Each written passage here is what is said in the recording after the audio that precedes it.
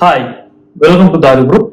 ಇವತ್ತು ನಾವೇನ್ ಮಾಡ್ತಾ ಇದ್ದೇವೆ ಅಂದ್ರೆ ಮಳೆ ಮಳೆ ಎಷ್ಟು ಇಂಪಾರ್ಟೆಂಟ್ ಅಂಡ್ ಎಷ್ಟು ರಿಸ್ಕಿ ಇವತ್ತು ಅಂತಂದ್ರೆ, ಬಹಳ ಜನ ನನಗೆ ಫೋನ್ ಮಾಡ್ತಾ ಇದ್ದಾರೆ. ನಮಗೆ ಸಮಸ್ಯೆ ಆಗ್ತಾ ಇದೆ, ನಮ್ಮ ಕ್ರಾಪ್ ಅಲ್ಲಿ ಸ್ವಲ್ಪ ಡಿಸೀಸ್ ಇದೆ, ಅದಕ್ಕೆ ಏನ್ ಮಾಡ್ಬೇಕಂತೇಳಿ. ಅದಕ್ಕೆ ನಾನು ಅನ್ಕೊಂಡೆ ಇದ್ರ ಬಗ್ಗೆ ಒಂದು ವಿಡಿಯೋ ಮಾಡೋಣ ಅಂತ ಹೇಳಿ. ಇವತ್ತಿನ ಟಾಪಿಕ್ ನಾವು ಕಂಪ್ಲೀಟ್ ಮಳೆ ಮತ್ತೆ ಅದರಲ್ಲಿ ಆಗೋ ಅಡ್ವಾಂಟೇಜ್ ಅಂಡ್ ಡಿಸ್ಅಡ್ವಾಂಟೇಜಸ್, ರೈತರು ಮಳೆಗಾಲ ಮುಗಿದ ಮೇಲೆ ಏನು ಪ್ರಿಕಾಷನ್ಸ್ ತಗೋಬೇಕು. ನೀವು ಅರಣ್ಯ ಕೃಷಿ ಮತ್ತೆ ತೋಟಗಾರಿಕೆ ಬೆಳೆ ಬೆಳೆದಿದ್ರೆ ನೀವು ಈ ವಿಡಿಯೋ ಖಂಡಿತ ನೋಡ್ಬೇಕು. ಬನ್ನಿ ವಿಡಿಯೋ ಶುರು ಮಾಡೋಣ. ಬರೋದಾದ್ರೆ ಮಳೆ ಮಳೆ ನಿಮ್ಗೆಲ್ರಿಗೂ ಗೊತ್ತಿದೆ, ಬಹಳ ಮುಖ್ಯವಾದ ಅಂಶ. ಒಂದು, ನಾವು ಫಾರ್ಮಿಂಗ್ ಮಾಡ್ತಾ ಇದ್ದೇವೆ, ಒಂದು ತೋಟ ಮಾಡ್ತಾ ಇದ್ದೇವೆ, ಇಲ್ಲ ಅಂತಂದ್ರೆ ಅಗ್ರಿಕಲ್ಚರ್ ಮಾಡ್ತಾ ಇದೀವಿ ಅಂತಾನೆ. ಆದ್ರೆ ಎಷ್ಟು ಮಳೆ ಆಗ್ಬೇಕು, ಯಾವ ಮಣ್ಣಿಗೆ ಎಷ್ಟು ಮಳೆ, ಅತಿ ಹೆಚ್ಚಾಗ್ಬೋದು, ಕಡಿಮೆ ಆಗ್ಬೋದು. ಒಂದು ಮಳೆ ಬಹಳ ಕಾಂಪ್ಲಿಕೇಟೆಡ್ ಇದು ಸಬ್ಜೆಕ್ಟ್. ಯಾಕಂತಂದ್ರೆ ನಾವು ಮರಳು ಪ್ರದೇಶದಲ್ಲಿ ಇದ್ದಾಗ ಎಷ್ಟೋ ಮಳೆ ಆದ್ರೂ ಅದು ಒಂದು ದಿನದಲ್ಲಿ ಆರುತ್ತೆ, ಅದು ಮಳೆ ನಾವು ಗುಡ್ ರೈನ್ ಅಂತ ಹೇಳ್ಬೇಕು. ಅದೇ ಕಪ್ಪು ಮಣ್ಣಲ್ಲಿ ಕೇವಲ 25 ನಿಮಿಷ ಮಳೆ ಆಗಿತ್ತಂದ್ರೆ ಅದು ನಾವು ಓವರ್ ರೈನ್ ಅಂತ ಹೇಳ್ತೇವೆ. ಅದೇ ರೆಡ್ ಸಾಯಿಲ್ ಅಲ್ಲಿ ನಾವು 2 ಅವರ್ಸ್ ಕಂಟಿನ್ಯೂಸ್ ರೈನ್ ಆತಂದ್ರೆ ಅದು ನಾವು ಓವರ್ ರೈನ್, ಇಲ್ಲ ಅಂತಂದ್ರೆ ಎಕ್ಸೆಸ್ ಮಾಯಿಶ್ಚರ್ ಅಂತ ಕನ್ಸಿಡರ್ ಮಾಡ್ತೇವೆ. ಈ ಕನ್ಸಿಡರೇಷನ್ ಪ್ರತಿ 12 ಕಿಲೋಮೀಟರ್ ಅಲ್ಲಿ ಚೇಂಜಸ್ ಆಗುತ್ತೆ. ಅಂದ್ರೆ ನಿಮ್ಮ ಊರದಲ್ಲೇನೆ ನಿಮ್ಗೆ 2 ರಿಂದ 3 ಟೈಪ್ ಮಣ್ಣು ಸಿಗುತ್ತೆ. ಹಾಗಾಗಿ ನಿಮ್ಮ ಊರಲ್ಲಿ ಮಳೆ ಆಗಿದೆ ಅಂತಂದ್ರೆ ನಿಮ್ಮ ತೋಟಕ್ಕೆ ಇಫೆಕ್ಟ್ ಆಗಿದೆ ಇಲ್ಲ ಅನ್ನೋದು ನಿಮ್ಗೆ ಮಾತ್ರ ಗೊತ್ತಿರುತ್ತೆ, ನನ್ಗೆ ಗೊತ್ತಿರೋದಿಲ್ಲ.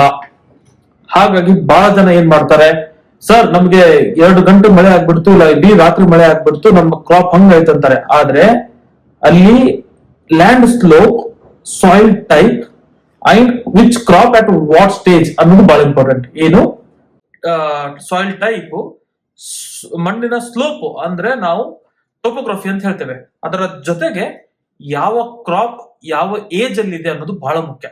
ಇದು ನಿಮಗೆ ಗೊತ್ತಿದ್ದಾಗ ನೀವು ಫಸ್ಟ್ ಪ್ರಯಾರಿಟಿ ನೀವೇನ್ ಕೊಡ್ಬೇಕು, ಮಳೆಗಾಲದಲ್ಲಿ ಒಳ್ಳೆ ಗ್ರೋತ್ ಬರುತ್ತೆ. ಹೌದಾ? ಅಡ್ವಾಂಟೇಜಸ್ ಮಾತಾಡೋಣ. ಅಡ್ವಾಂಟೇಜಸ್ ಮಾತಾಡೋದಾದ್ರೆ ಮಳೆಗಾಲದಲ್ಲಿ ಒಳ್ಳೆ ಗ್ರೋತ್ ಬರುತ್ತೆ, ಮಣ್ಣಲ್ಲಿ ನೈಟ್ರೋಜನ್ ಲೆವೆಲ್ ಹೈ ಇರುತ್ತೆ, ಯೂರಿಯಾ ಪ್ರಮಾಣ ನೀವು ಕಡಿಮೆ ಹಾಕಿ DAP ಪ್ರಮಾಣ ಜಾಸ್ತಿ ಹಾಕಬೇಕು. ಯಾಕಂತಂದ್ರೆ ಇವು ಪೆರಿನಿಯಲ್ ಕ್ರಾಪ್ಸ್. ಹಾಗಾಗಿ ನಾವೇನ್ ಮಾಡ್ಬೇಕಾಗತ್ತೆ, ಈ ಟೈಮ್ ಅಲ್ಲಿ ಒಂದು ಒಳ್ಳೆ ಗ್ರೋತ್ ನ ನಿರೀಕ್ಷೆ ಮಾಡ್ಬೇಕಾಗತ್ತೆ. ಹೌದಾ? ಆದ್ರೆ ಹೆಚ್ಚು ಮಳೆ ಆದಾಗ ಅದೇ ಮಳೆ ನಿಮ್ಗೆ ಸಮಸ್ಯೆ ಮಾಡುತ್ತೆ. ಈ ಹೆಚ್ಚು ಅಂದ್ರೆ ಏನು ನೆನ್ಪಿಟ್ಕೊಳ್ಳಿ.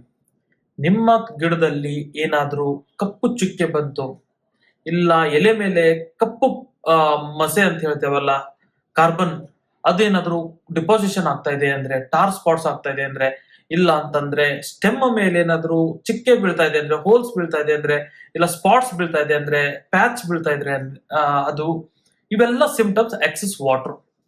ಇದು ಬಿಟ್ಟು ರೂಟ್ಸ್ ಗೆ ಆಗತ್ತೆ. ಇದು ನಮ್ಮ ಇದಕ್ಕಾಯ್ತು, ಮೇಲೆ ಕಾಣೋದು ಫಿನೋಟಿಪಿಕಲಿ ಕಾಣುವಂತದ್ದೆಲ್ಲಕ್ಕೂ ಬಂತು. ಬಟ್ ಒಳಗಡೆ ತೊಂದರೆ ಏನ್ ಮಾಡುತ್ತೆ, ಬೇರ್ನ ಕೊಳಿಸುತ್ತೆ.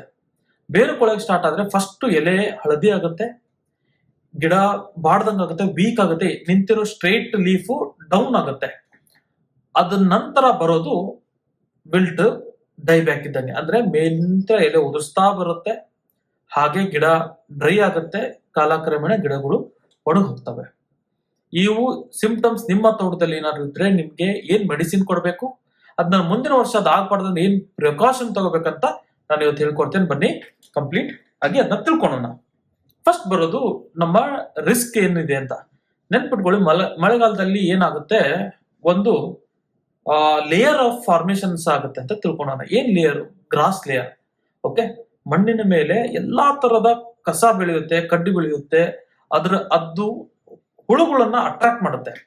ಓಕೆ, ಅದು ಹುಳುಗಳನ್ನ ಅಟ್ರಾಕ್ಟ್ ಮಾಡುತ್ತೆ. ಆ ಅಟ್ರಾಕ್ಟ್ ಮಾಡಿದಾಗ ಡಿಸೀಸ್ ಹರಡುವ ಚಾನ್ಸಸ್ ಜಾಸ್ತಿ ಇರುತ್ತೆ. ಬೆಸ್ಟ್, ಹುಳುಗಳು ಬರುತ್ತೆ, ಹಣ್ಣು ತಿನ್ನುತ್ತೆ, ಎಲೆ ತಿನ್ನುತ್ತೆ, ಹಿಕ್ಕಿ ಹಾಕುತ್ತೆ ಅಂತ ತಿಳ್ಕೊಳ್ಳಿ, ಬಿಡಿ. ಬಟ್ ಅದು ವೆಕ್ಟರ್ ಆಗಿ ಕೆಲಸ ಮಾಡುತ್ತೆ. ಅಂದ್ರೆ ರೋಗನೂ ತಗೊಂಡು ನಿಮ್ಮ ತೋಟಕ್ಕೆ ಬರುತ್ತೆ, ಪಕ್ಕದ ಹೊಲದಿಂದ ಇರ್ಬೋದು, ಬೇರೆ ಊರದಿಂದ ಇರ್ಬೋದು. ಹಾಗಾಗಿ ಕಳೆನ ತೆಗೆಯೋದು ಬಹಳ ಮುಖ್ಯ ಇರೋದು ನಿಮ್ಮ ಮಳೆಗಾಲದ ಟೈಮ್ ಅಲ್ಲಿ. ಅದು ಮ್ಯಾನ್ಯುವಲ್ ಇರ್ಬೋದು, ನೀವು ಇಲ್ಲ ಮಷಿನರೀಸ್ ಇರ್ಬೋದು, ಟ್ರ್ಯಾಕ್ಟರ್ ಇಲ್ಲ ಇದು ಹ್ಯಾಂಡ್ ವೀಡರ್ ಯೂಸ್ ಮಾಡಬಹುದು. ಬಟ್ ತೆಗಿಲೇಬೇಕು. ಯಾಕಂದ್ರೆ ಬಹಳ ಜನ ಅರಣ್ಯ ಕೃಷಿ ಇದಕ್ಕೆ ಮೇಂಟೆನೆನ್ಸ್ ಇಲ್ಲ ಅಂತಂದ್ರೆ ದಯಮಾಡಿ ನಾನು ಕೇಳೋದಿಷ್ಟೇ, ಮೇಂಟೆನೆನ್ಸ್ ಇರುತ್ತೆ, ಅದು ನೀವು ನಿಮ್ಮ ಗಿಡಕ್ಕೆ ರಕ್ಷಣೆ ಮಾಡ್ದಂಗ್ ಮಾತ್ರ. ಇದು ಮೇಂಟೆನೆನ್ಸ್ ಅಂತಲ್ಲ. ಅವು ಹುಳುಗಳು ಬಂದು ನಿಮ್ಮ ಗಿಡನ ಕೊಲ್ಲಕ್ ನಿಂತ್ರೆ ನೀವು ಆ ಹುಳನ ಕೊಲ್ಲೋದು ನಿಮ್ಮ ಕರ್ತವ್ಯ ಇಲ್ಲ ಧರ್ಮ ಅಂತ ನಾನು ಹೇಳ್ತೇನೆ. ಬಹಳ ಜನ ಕೇಳ್ತಾರೆ, ಕಾಡಲ್ಲಿ ಏನಾದ್ರು ಯಾರು ಕೆಮಿಕಲ್ ಹೊಡಿತಾರ? ಅಪ್ಪ ಸ್ವಾಮಿ, ಕಾಡಲ್ಲಿ ಯಾರು ಕೆಮಿಕಲ್ ಹೊಡೆಯಲ್ಲ, ಕಾಡಲ್ಲಿ ಏನು ಮಾಡಲ್ಲ, ಕಾಡಲ್ಲಿ ಗಿಡ ಸತ್ರು ಯಾರು ಕೇಳಲ್ಲ. ಓಕೆ, ನಿಮ್ಮ ತೋಟದಲ್ಲಿ ಸತ್ರೆ ಆಗೋದ್ ನೋವು ನಿಮಗೆ, ನೀವು ಫೋನ್ ಮಾಡೋದು ನಮಗೆ. ಅದಕ್ಕಾಗಿ ನಾನು ಎಲ್ರಿಗೂ ಹೇಳೋದಿಷ್ಟೇ, ಈ ಒಣ ವಿಡಿಯೋಸ್ ನೋಡೋದ್ ಬಂದ್ ಮಾಡಿ. ಅಂದ್ರೆ ಇದು ನ್ಯಾಚುರಲ್ ಅದೆಲ್ಲ ಬೇಡ. ನ್ಯಾಚುರಲ್ ಇರ್ಬೋದು, ನಾವು ಕಮರ್ಷಿಯಲ್ ಪ್ರಾಕ್ಟೀಸ್ ಅಂತ ಮಾಡ್ತಾ ಇದ್ದೇವೆ. ಕಮರ್ಷಿಯಲ್ ಅಂತಂದಾಗ ದೇರ್ ಈಸ್ ಅ ತಮ್ ರೂಲ್ ಅಂತ ತಿಳ್ಕೊಳ್ಳಿ. ಮ್ಯಾನೇಜ್ಮೆಂಟ್ ರೂಲ್ಸ್ ಇರುತ್ತೆ.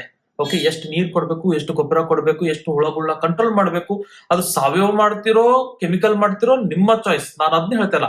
ಬಟ್ ಮ್ಯಾಂಡೇಟರಿ ಮಾಡೋದು ಇದೆ, ಅಂದ್ರೆ ಕಂಟ್ರೋಲ್ ಮಾಡೋದು ಮ್ಯಾಂಡೇಟರಿ ಇರುತ್ತೆ. ಸೊ ನೀವು ಹುಳುಗಳು ರೋಗನ ಕಂಟ್ರೋಲ್ ಮಾಡಿದ್ರೆ ನಿಮ್ಮ ಕೆಲಸ ಆಯ್ತಂತ ತಿಳ್ಕೊಬೇಡಿ.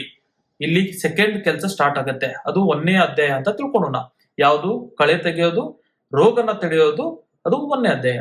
2ನೇದು ಏನಾಗುತ್ತೆ, ಕಳೆ ತೆಗೆದ ಮೇಲೆ ಎಲ್ರು ಏನಂತಾರೆ, ಮಳೆಗಾಲದಲ್ಲಿ ಡೈರೆಕ್ಟ್ ನೀರು ಮಣ್ಣಿಗೆ ಬಡ್ದಾಗ, ಸರ್ಫೇಸ್ ಹಿಟ್ ಆದಾಗ ಸ್ಪ್ಲಾಶ್ ಇರೋಜನ್ ಆಗುತ್ತೆ. ಇಲ್ಲ ಅಂತಂದ್ರೆ ಟಾಪ್ ಸಾಯಿಲ್ ಇಳಿದು ಹೋಗುತ್ತೆ, ಅದಕ್ಕೆ ನಾವು ಕಳೆ ಬಿಡ್ತೇವೆ ಅಂತಾರೆ. ಸೈಂಟಿಫಿಕ್ಲಿ ಇಟ್ ಇಸ್ ಗುಡ್, ನಾನು ಅದನ್ನ ಒಪ್ಕೊಂತೇನೆ. ನಾವು ಬಹಳ ಡೀಟೇಲ್ ಆಗಿ ಹೋಗ್ತಾ ಇದ್ದೇವೆ ವಿಡಿಯೋ ಅಲ್ಲಿ, ದಯವಿಟ್ಟು ಗಮನ ಕೊಡಿ ನಾವೇನ್ ಹೇಳ್ತಾ ಇದ್ದೇವೆ ಅಂತ. ಏನಾಗುತ್ತೆ, ಮಳೆ ನೀರು ನಿಮ್ಮ ಹೊಲ ಸ್ಲೋಪ್ ಇದೆ ಅಂತ ತಿಳ್ಕೊಳ್ಳೋಣ. This is 5 degree slope. ಓಕೆನಾ? ಈಗ ಮಳೆ ನೀರಲ್ಲಿ ಬಿದ್ದಾಗ ಈ ಮಣ್ಣು ಚೂರು ಸರಿತಾ ಹೋಗಿರುತ್ತೆ, top soil. Okay, 1 mm 2 mm 3 mm ಅಂತ ಹಿಂಗೆ ಡೈರೆಕ್ಟ್ ಮಳೆ ಹಿಟ್ಟಾದಾಗ ನಿಮ್ಮ ಟಾಪ್ ಸಾಯಿಲ್ ಹೋಗುತ್ತೆ, ವಿಚ್ ಇಸ್ ವೆರಿ ಫರ್ಟೈಲ್. ಅದು ಬಹಳ ಫಲವತ್ತಾದ ಮಣ್ಣು. ನಿಮ್ಮ ಹೊಲದಿಂದ ಬೇರೆ ಹೊಲಕ್ಕೆ ಹೋಗ್ಬೋದು, ಇಲ್ಲ ಕೆರೆಗೆ ಹೋಗ್ಬೋದು. I will agree. ಬಟ್ ಅದನ್ನ ತಡೆಗಟ್ಟೋದು ಹೇಗಂತಾನು ನಾನು ಇವತ್ತು ಹೇಳ್ತೇನೆ. ಸೊ ಅಂತ ಕಂಡೀಷನ್ ಅಲ್ಲಿ ನೀವು, ನಿಮ್ಮ ಹೊಲ ಸ್ಲೋಪ್ ಇದೆ, ನಿಮ್ಮ ಸಾಯಿಲ್ ಇರೋಜನ್ ಆಗ್ತಾ ಇದೆ ಅಂದ್ರೆ ಕಾಂಟೂರ್ ಹಾಕಬೇಕು. ಇದು ಸ್ಲೋಪ್ ಇದೆ ಅಂದ್ರೆ ಇಲ್ಲಿ ಹರಿ ಮಾಡಬೇಕು. ಅಂದ್ರೆ ನಾವು ಗುಂಡೆ ಅಂತ ಹೇಳ್ಬೋದು, ತೆಗ್ ಅಂತ ಹೇಳ್ಬೋದು. ಇದು ಟ್ರ್ಯಾಕ್ಟರ್ ನೇಗಿಲು ಹೊಡಿಬೇಕು ಡೀಪ್. ಅದೇನ್ ಮಾಡುತ್ತೆ, ನೀರು ಫೋರ್ಸ್ ಆಗಿ ಬಂದು ಅದರಲ್ಲಿ ಅಂದ್ರೆ ಹೋಗಿ ಎದ್ದಿ ಹೋಗುತ್ತೆ. ಓಕೆ, ಒಂದು ಸ್ಮಾಲ್ ಚೆಕ್ ಡ್ಯಾಮ್ ಅಂತ ಹೇಳ್ಬೋದು, ವಿಚ್ ಇಸ್ ಹಾರ್ಡ್ಲಿ 6 inch. ಅದರಿಂದ ನಿಮ್ಮ ಟಾಪ್ ಸಾಯಿಲ್ ಉಳಿಯುತ್ತೆ. ಅದು ನಿಮ್ಗೆ ಎಕ್ಸ್ಟ್ರಾ ಕೆಲಸ ಆಗುತ್ತೆ, ನಾನು ಒಪ್ಕೊಂತೇನೆ. ಆದ್ರೆ ಗಿಡಗಳು ರೋಗದಿಂದ ಮತ್ತೆ ಹುಳುಗಳಿಂದ ಬದುಕುತ್ತೆ ನಿಮಗೆ 100% ಲಾಂಗ್ ರನ್ ಅಲ್ಲಿ. ನೀವು ನನ್ನ ನೆನೆಸ್ತೀರಾ. ಇದು ನಾವು ಸರ್ಫೇಸ್ ಅಲ್ಲಿ ಮಾಡುವ ಕೆಲಸ. ಸರ್ಫೇಸ್ ಒಳಗಡೆ ಏನ್ ಮಾಡ್ಬೇಕು ಅಂದ್ರೆ, ಕಣ್ಣಿಗೆ ಕಾಣ್ತಾ ಇದೆ ನೀವು ಮಾಡ್ತಾ ಇದ್ರೆ, ಕಣ್ಣಿಗೆ ಕಾಣಲಾರ್ದೆ ಡ್ಯಾಮೇಜ್ ಮಾಡುತ್ತೆ ನೀರು. ಏನ್ ಮಾಡುತ್ತೆ, ಸಾಯಿಲ್ ಬೋರ್ನ್ ಡಿಸೀಸ್ ಅಂತ ಹೇಳ್ತೇವೆ, ಇಲ್ಲ ವಾಟರ್ ಬೋರ್ನ್ ಡಿಸೀಸ್ ಅಂತ ಹೇಳ್ತೇವೆ. ಅಂದ್ರೆ ಮಣ್ಣಿನಿಂದ ಬಂದಿರೋ ರೋಗ, ಇಲ್ಲ ನೀರದಿಂದ ಬಂದಿರೋ ರೋಗ. ಹುಳುಗಳಿಂದ ಬರ್ತಾ ಇತ್ತು, ನೀವು ಕಳೆ ತೆಗೆದು ಎಲ್ಲಾ ಮಾಡಿದ್ರೆ ಸ್ವಚ್ಛ ಆಯ್ತು. ಬಟ್ ಮಣ್ಣಿಂದ ಬರ್ಬೋದಲ್ಲ, ಬೇರೆಯವ್ರ ಮಣ್ಣು ನಿಮ್ಮ ತೋಟದಲ್ಲಿ ಬಂತು, ಅದು ರೋಗ ತಗೊಂಡ್ ಬಂದಿರಬಹುದು. ಇಲ್ಲ ಮಳೆ ನೀರು ಸ್ಪ್ಲಾಶ್ ಆಗುತ್ತೆ, ಇಲ್ಲಿ ಬಿದ್ದು ಸಿಡಿಯುತ್ತೆ. 3 feet ರಿಂದ 6 feet ಒಂದು ಸ್ಪ್ಲಾಶ್ ಇರುತ್ತೆ. ಅದು ಹಂಗೆ ಸಿಡಿತಾ ಒಂದು ರೋಗನ ಕ್ಯಾರಿ ಮಾಡುತ್ತೆ. ಅವಾಗ ನಾವು ಒಂದು ಸ್ಪ್ರೇ ಯೂಸ್ ಮಾಡ್ಕೊಂತೇವೆ. ಅದು ಆಫ್ಟರ್ ದ ಕ್ಲೀನಿಂಗ್, ನಿಮ್ಮ ಹೊಲ ತೋಟ ಕ್ಲೀನಿಂಗ್ ಮಾಡಿದ್ಮೇಲೆ ನೀವು ಬರ್ಕೊಂಡ್ ಬಿಡಿ. ಸ್ಯಾಫ್, ಅದು ನಾನು ಪೌಚ್ ಫೋಟೋ ತೋರಿಸ್ತಾ ಇದ್ದೇನೆ.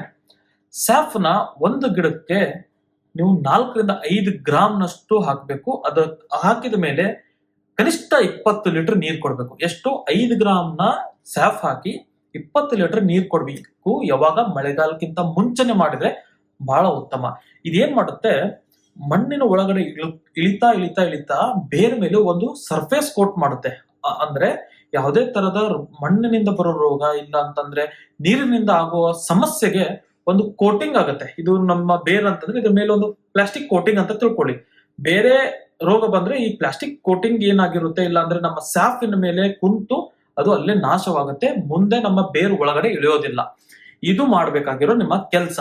ಹೀಗೆ ನೀವು ಪ್ರಿಕಾಷನ್ಸ್ ತಗೊಂಡಿದ್ರೆ, ಸ್ಯಾಫ್ ಅನ್ನ ಹಾಕಿದ್ರೆ, ಹೆಚ್ಚು ಮಳೆ ಆಗ್ಲಿ, 1 ದಿನ ಆಗ್ಲಿ, 4 ದಿನ ಆಗ್ಲಿ, 1 ತಿಂಗಳು ಕಂಟಿನ್ಯೂ ಮಳೆ ಆಗ್ಲಿ, ನಿಮ್ಮ ಗಿಡಗಳು ಸ್ವಲ್ಪ ಡಲ್ ಆಗ್ಬೋದು. ಬಿಸಿಲು ಕಡಿಮೆ ಆಗಿದೆ, ನೀರು ಜಾಸ್ತಿ ಆಗಿದೆ ಅಂತ ಆಗಿರೋದಕ್ಕೆ. ಬಟ್ ಗಿಡಗಳು ಸಾಯೋದಿಲ್ಲ. ಯಾಕಂದ್ರೆ ಇಮ್ಯುನಿಟಿ ಇರುತ್ತೆ. ಆ ಸ್ಯಾಫ್ ನಿಮ್ಗೆ ರಿಕವರಿ ಮಾಡೋಕೆ ಹೆಲ್ಪ್ ಮಾಡಿ ಕೊಡುತ್ತೆ. ಹೌದಾ? ಈಗ ಬರೋದಾದ್ರೆ, ಇಲ್ಲಪ್ಪ ನಾನು ಇವ್ ಎರಡೂ ಮಾಡಿದ್ದಿಲ್ಲ, ನಮ್ ಗಿಡಗಳು ತುಂಬಾ ವೀಕ್ ಆಗ್ಬಿಡ್ತು, ಎಲೆಗಳು ಎಲ್ಲ ಕಪ್ಪಾಗ್ಬಿಡ್ತು, ಶ್ರೀಗಂಧ ಇದೆ, ಸೀತಾಫಲ ಸಿಹಿ ಬೇಕಾಗುತ್ತೆ, ಜಾಮೂನ್ಗಾಗುತ್ತೆ, ಮಾವಿಗಾಗುತ್ತೆ, ಎಲ್ಲಾ ತರದ ಹಣ್ಣಿನ ಗಿಡಕ್ಕೂ ಆಗುತ್ತೆ. ನನಗೆ ಸಿಕ್ಕಾಪಟ್ಟಿ ಜನ ಫೋಟೋಸ್ ವಿಡಿಯೋಸ್ ಹಾಕ್ತಾ ಇರ್ತಾರೆ. ನಾನು ಹಂಗೆ ಸುಮ್ಮನೆ ಮೆಸೇಜ್ ಅಲ್ಲಿ ಹೇಳ್ತಾ ಇದ್ದೆ. ಬಟ್ ಇವತ್ತು ಥಿಂಕ್ ಮಾಡುವಾಗ ಅನಿಸ್ತು, ನಾವ್ ಯಾಕೆ ಇದ್ರ ಮೇಲೆ ಒಂದು ಸಂಪೂರ್ಣ ವಿಡಿಯೋ ಹಾಕಿದ್ರೆ ಬೇರೆ ರೈತರಿಗೆ ಹೆಲ್ಪ್ ಆಗುತ್ತೆ. ಎಲ್ಲಾ ರೈತರ ಕಡೆ ನನ್ನ ನಂಬರ್ ಇರೋದಿಲ್ಲ, ಅಟ್ಲೀಸ್ಟ್ ಏನೋ ನೀವು ಶೇರ್ ಮಾಡಿದಾಗ ಒಂದು ಗ್ರೂಪ್ ಇಂದ ಗ್ರೂಪ್ಗೆ ಹೋದಾಗ ಹೆಲ್ಪ್ ಆಗ್ಲಿ ಅಂತ. ಸೊ ನಿಮ್ಗೆ ಯಾವುದೇ ತರದ ಈ ಸಿಂಪ್ಟಮ್ಸ್, ಟಾರ್ ಸ್ಪಾಟ್ಸ್, ಬ್ಲ್ಯಾಕ್, ಇಲ್ಲ ಅಂತಂದ್ರೆ ನಿಮ್ಗೆ ಬೂದೆ ಟೈಪ್ ಏನಾದ್ರು ಎಲೆಗಳ ಮೇಲೆ ನಿಂತಿತ್ತು, ಹಳದಿ ಆಗಿದೆ, ಗಿಡಗಳು ವೀಕ್ ಆಗಿದೆ, ಡ್ರಾಪಿಂಗ್ ಸ್ಟೇಜ್ ಅಲ್ಲಿದೆ ಅಂತಂದ್ರೆ, ನೀವು ಫಸ್ಟ್ ಪ್ರಿಯಾರಿಟಿಯಲ್ಲಿ ಏನ್ ಮಾಡ್ಬೇಕಂತಂದ್ರೆ ಡಿಸೀಸ್ ಆಗಿರೋ ಸ್ಟೆಮ್ಸ್ ಎಲೆಗಳನ್ನ ತೆಗಿಯೋಕೆ ಟ್ರೈ ಮಾಡ್ಬೇಕು. ಅಂದ್ರೆ ಫಂಗಸ್ ಇದ್ರೆ ಅದನ್ನ ಕಟ್ ಮಾಡಿಬಿಡ್ಬೇಕು. ಇದು ಕಟ್ ಮಾಡಿದ್ಮೇಲೆ ಇದಕ್ಕೆ ಇದೇ ಸ್ಯಾಫ್ ಅನ್ನ ನಾವು ಸ್ಪ್ರೇ ಮಾಡಬೇಕು. ಎಷ್ಟು ಸ್ಪ್ರೇ ಅಂತಂದ್ರೆ 1 ಗ್ರಾಮ್ ಪೌಡರ್ ಅಲ್ಲಿ ಇರುತ್ತೆ, 1 ಗ್ರಾಮ್ ನಾನು 3 ಲೀಟರ್ ನೀರಿಗೆ ಹಾಕಿ ಸ್ಪ್ರೇ ಮಾಡ್ತೇವೆ. 1 ಗ್ರಾಮ್ 3 ಲೀಟರ್ ನೀರಿಗೆ ಹಾಕಿ ನಾವು ಸ್ಪ್ರೇ ಮಾಡ್ತೇವೆ. ಅಂದ್ರೆ 1 ಕ್ಯಾನ್ ಸ್ಪ್ರೇಯಲ್ಲಿ 5 ಗ್ರಾಮ್ ನಷ್ಟು ನೀವು ಹಾಕಿ ಸ್ಪ್ರೇ ಮಾಡ್ಬಿಡ್ಬೇಕು ಒನ್ ಟೈಮ್. ಯಾವಾಗ? ಇದು ಫಸ್ಟ್ ಕಟಿಂಗ್ ಆದ್ಮೇಲೆ. ಮತ್ತೆ 15 ದಿನ ನಂತರ ಸೇಮ್ ಸ್ಯಾಫ್ ಜೊತೆ ಸ್ಪ್ರೇಯಿಂಗ್ ಈಗ ಹೇಳ್ತಾ ಇರೋದು, ಸೇಮ್ ಸ್ಯಾಫ್ ಜೊತೆ GA3 ಅಂತ ಬರುತ್ತೆ, ಗಿಬರ್ಲಿಕ್ ಆಸಿಡ್. ಇದು ಒಂದು ಗ್ರೋತ್ ಹಾರ್ಮೋನ್. ಯಾವ ಗಿಡ ವೀಕ್ ಆಗಿರುತ್ತೆ ಆ ಗಿಡಕ್ಕೆ ಹೆಚ್ಚು ಒಂದು IV ಇದ್ದಂಗೆ ಡೈರೆಕ್ಟ್ ನರ್ವ್ದಲ್ಲೇನೆ ಇಂಜೆಕ್ಷನ್ ಕೊಟ್ಟಂಗಾಗುತ್ತೆ. ಎನರ್ಜೆಟಿಕ್ ಆಗಿ ನಿಮ್ಮ ಗಿಡಗಳು ಮುಂದೆ ಹೋಗುತ್ತೆ. ಅದಕ್ಕೆ GA3 ಎಷ್ಟು ಗ್ರಾಮ್ ಹಾಕ್ತೀರಾ?